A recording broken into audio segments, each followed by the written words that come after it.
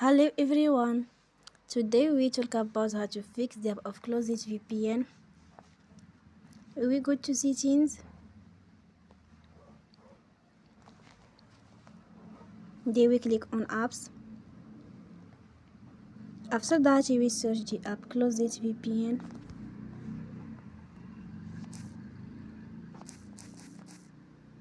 And we click. Then we will on for stop. After that we go to storage. Then we click on clear cache. In the end, turn off your phone and you will recharge your phone again. Don't forget to support us by like and subscribe. See you next time and thank you for watching.